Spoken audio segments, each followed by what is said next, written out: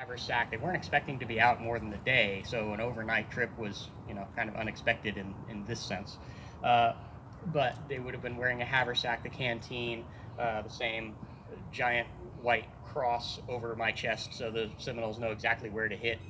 Um, you know, uh, like you do in Napoleonic warfare of the early 19th century.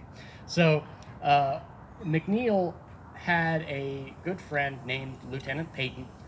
Fort Peyton was named after him, and he wound up doing a lot of surveying down where I'm from, which is sort of how I know a little bit about this story.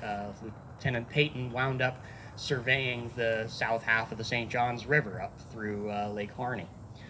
It was the first time a white man had seen that area since John Bartram walked through during the British period. But they were good friends, and they wound up taking command of two columns.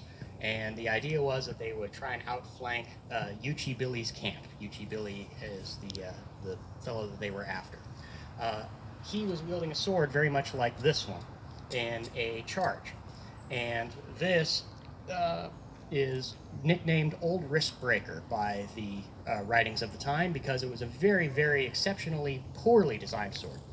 That was better as a cleaver and a machete than anything for hand-to-hand combat. And so as they were charging up the hill and he's trying to direct his men with a sword, in one column Lieutenant Peyton is commanding the other on the opposite side of the formation,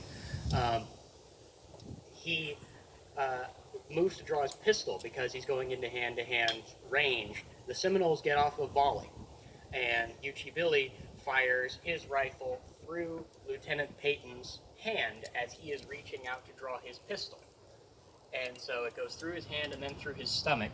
He commands the action, like there's like minor action on top of the hill that winds up capturing the Seminole forces. He stays in command that whole time, and then pretty much collapses onto a stretcher. They try and drag him back to 60 miles to St. Augustine, but he dies en route from the shot to his abdomen. So later on,